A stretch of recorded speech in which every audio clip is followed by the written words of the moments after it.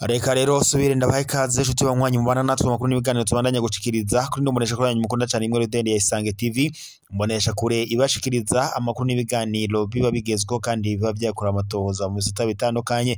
Nabakengurukiye rero mwese mudukurikira muri imicungararo igize igihugu cyacu cy'u Burundi abari mu makungu ya kure ndetse no mu bihugu bibanye mwese ndabahaye kaze makuru tugira tubashikiriza mwiri joro amakuru abayiriwe avugwa mu mihingo itandukanye. Nabahaye kaze rero makuru yacu tugira tubashikirize ku isaha amakuru araza gushimikira ku ngingo nkuru zikurikira. Akuru uyu wa kane igenekerezo rya 5 ruheshi 2025 ubwo abanyagihugu batandukanye ngaha mu Burundi bazindukira mu matora akaba ari amatora y'abashinga amateka ndetse n'ayabajenama b'amakomine. Muri aya matora kandi haritoza abashinga amateka bahurikiye mu migambo itandukanye ndetse n'abigenga. Abo bose bakaba batowe kuri uyu munsi bigenekerezo rya 5 ruheshi uyu mwaka wa 2025. Gusa icuka kibi kirabandanya mu kuvugwa umuganga uri ku butegetsi CNDD-FDD aho bivuga ko umuganga CNDD-FDD wakoze amabi akomeye ngo mu kwiba amatora. Aho rero abanyagihugu bariko baradondora urutoke umugambwe CNDD-FDD mu bice bitandukanye by'igihugu bavuga ko umugambwe CNDD-FDD ngo watoresheje abanyagihugu ku nguvu ngo ukabereka aho batora bagatora ku nkona ngo bitabaye ivyo ngivyo ngo utobikora yacaga asohorwa nkuko twahawe intahe n'umwe mu banyagihugu bari bitabiriye ayo matora. Ivyo kandi biruko mu gihe abigenga gushika amaginga ya tutaramenya ibyavuye mu matora yabo, ni mu gihe kandi turindiriye ibyari byakozwe n'umuguseni. Gusa amakuru ariko aracaracara turaza kugaruka ko turaza kurabira hamwe ibiri kubiravugwa n'umuguseni nyuma yuko amatora heze. Ese umuguseni ujejwe amatora ngaha mu Burundi watangaje ibiki? Ese nuwe mugambwe wamaze gutsinda amatora? Cyose turaza kubigaruka ko ku buryo bw'idonido. Mwebwe ntimujye kure y'imbonesha kuri yanyu mukunda cyane imwe Rudende ya Isange TV imbonesha kure ibashikiriza amakuru n'ibiganiro biba bigezweho kandi biba byakora amatohoza. Ico ndagusavye banza ufyonde sabone ndetse na partage niba utarafyonda ko kugira uzora buhamire kubona amakuru n'ibiganiro tubandanya gushikiriza kuri ndomonesha kuri yanyu mukunda cyane imwe Rudende ya Isange TV imbonesha kure ibashikiriza amakuru n'ibiganiro biba bigezweho kandi biba byakorewe amatohoza. Reka rero tutangurire amakuru yacu ku buryo bw'idonido kubiri ko biravugwa ngaha mu Burundi na cyane turabire mu bijanye na politiki. Aho kuri uyu wa kane ruheshi 2025 amatora yatanguye ngaha mu gihugu cyacu cy'u Burundi akaba ari amatora y'abashinga amateka ndetse n'ayabajenama b'amakomine. Imigambwe itandukanye yariko iriyamamaza mu gutorwa ndetse n'abigenga batandukanye. Aba bose bari mu bibanza byo kwitoza ndetse ngo bazotorwe babashe gutunganiriza abanyagihugu b'u Burundi. Ibyo kandi biruko mu gihe umugambwe CNL wahoze uramuswa Honorable Agathon kuri ubu ngubu nawo waramukiye mu matora, ariko bivuga ko mugaba mubizi neza ko umugambwe CNL wamaze guhabwa aneso yari kwishaka. Akaba rero uyu mugambwe warambuwe Honorable Agathon akaba rero iyagiriza umugambwe uri ku butegetsi kuba ari wo wakoze amabi ngo wabangamiye umugambwe CNL. Ndetse binavuga ko ngo mu gihe umugambwe CNL woshika ugatsinda aya matora nk'uko tuza kubiraba mu byashizwe ahabona n'ujejwe umugwi ujejwe amatora ngaha mu Burundi seni ari we Prosper Ntawurwamiye. Turaza kurabira hamwe ibyo yashikirije.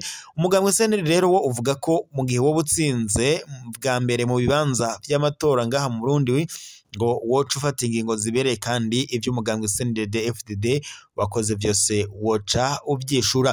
Makuru rero duhawe n'amasoko yacu kuri ko biravugwa mwiri joro ibyavuye mu matora ro mwiri joro bimaze gushirwa ahabona n'urongoye umugwi ujejwe amatora ngaha mu Burundi Prosper Ntawurwamiye. Amakuru yihuta cyane adushikiye mwisaha mwiri joro nyene aravuga ko uyu Prosper Ntahorwamiye amaze kumenyesha ibyavuye mu matora, avuga ko umugambwe CNL wamaze gutsinda amatora ndetse ngo kubice 95% ukaba rero wakurikiwe n'umugambwe Iprona, ndetse umugambwe wa gatatu ukaba wabaye umugambwe uri ku butegetsi wa CNDD-FDD. Gusa amakuru duhawe n'amasoko yacu ndetse mu twaganirira n'abanywanyi b'umugambwe CNL bakurikiranye uko amatora yagenze, bavuga ko rero umugambwe CNL watsinze amatora kandi biteguriye kurongora ndetse no gutunganiriza abanyagihugu. Umugambwe CNL kandi uvuga ko ivyo umugambwe CNDD-FDD wakoze byose, haba kunyonora amatungo y'igihugu ndetse n'ibindi byose bishavuje abanyagihugu, ngo uyu mugambwe CNL woba ubwira ubikosore. Amakuru rero yihuta cyane kubidushikiye kandi biriko biravugwa n'umugambwe uri ku butegetsi wa CNDD-FDD, uvuga ko ngo kuri ubu ngubu ngo woba wibwe amajwi. Ibyo rero bikavugwa na zimwe mu ndongozi z'umugambwe uri ku butegetsi. Gusa bamwe mu banywanyi b'umugambwe CNL bafise umunezero ntangere kuba ngo bongeye gusubira ngo kurongora kandi ibintu bizosubira kuba byiza, ndetse banatera iteka wahoze aramutswe umugambwe CNL ari we Honorable Agathon asanga ko azoca yitoza mu kibanza c'umukuru w'igihugu. Naho muri Malawi hoho impunzi y'umunyekongo yishwe ngo kandi yibwa n'ipikipiki yayo. Kuwa gatatu ruheshi 2025 umusore w'impunzi akomoka muri Republika Iharanira Intwaro ya Kongo yatewe ikiziga hafi y'ikambi ya Zareka hagati mu gihugu ca Malawi kuri uyu wa mbere. Kubw'igipolisi uwo yishwe ngo afise imyaka ishika 20, uyoba yaranizwe. Ikiziga ciwe catowe mu muferege w'igisagara ca Adowa Tanofu hafi yeyo okambi. Kubw'intahe twegeranije uwo muyabaga ngo yari yabonywe ubwa nyuma ku munsi wa gatandatu, ariko ngo yunguruza umunyagihugu wo muri Malawi ku ipikipiki yiwe. Uwo munyagihugu yaranyitse bigatuma ukwiyumvira ko bahabaye ubusuma ukurikirwa n'ubwicanyi. Amatohoza ariko araba kugira ngo abakoze ubwo bwicanyi bamenyekane. Ubwicanyi burakorerwa impunzi buguma bwiyongera, ubwoba bukaba bwishi muri gikambi. Turasaba ubutungane kuri mwene wacu, niko umwe mu bo bakoranaga n'uyu muyabaga yabwiye imbonesha kure yacu ari nayo yanyu ya Isange TV. Ababa muri iyo kambi bariyamiriza ubukozi bw'ikibi ubandanya mu gukorerwa impunzi, cyane cyane abunguruza abantu n'ibintu ku mapikipiki bicwa byoroshe. Abandi babona ko ayo mabi ngo afatiye kugutumvikana kwamye kwibonekeza hagati y'impunzi n'abanyagihugu bo muri ico gihugu ca Malawi.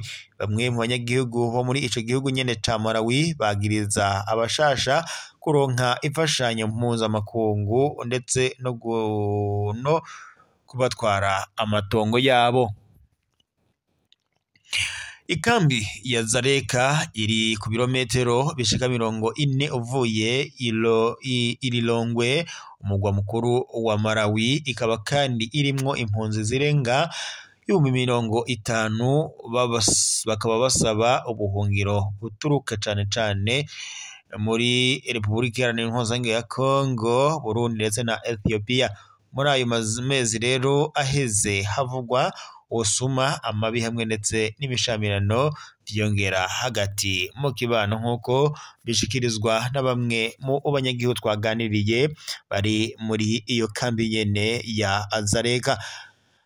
Reka rero mbashimire mwese mwari kumwe natwe amakuru twari ko turabashikiriza mw'iri joro. Tubaye dusozereye amakuru yacu ngaha, tuzosubira mu gatondo mu makuru araza kuba azindutse agezwe ko amakuru muba mushikirizwa 5 kuri 5. Ryari iteka rero n'umunezero ntangere byo kuba twari kumwe namwe banywanyi bacu mubana natwe amakuru n'ibiganiro tubandanye gushikiriza kuri n'umunesha kuri yanyu mukunda cyane imwe Rudeni ya Isange TV, imunesha kure ibashikiriza amakuru n'ibiganiro biba bigezweho kandi biba byakorewe amatohoza. Nabakengurukiye rero kandi mwese mwadukurikiraga muri mu mucungararo igize igihugu cyacu Burundi, abadukurikiraga bari mu makungu ya kure ndetse n'abari bari mu bihugu bibanyi bitandukanye ngaha ku mugane wa Afurika, mwese ndabashimiye kuba mwari kumwe natwe. Reka mbabare ko amakuru yacu tuyasozere ngaha, turaza gusubira mu gatondo gusa nawe kwibutsa gufyonda sabone na partage niba utarafyondako kugira uzora wa mbere kubona amakuru n'ibiganiro tubandanya agushikiriza 5 kuri 5.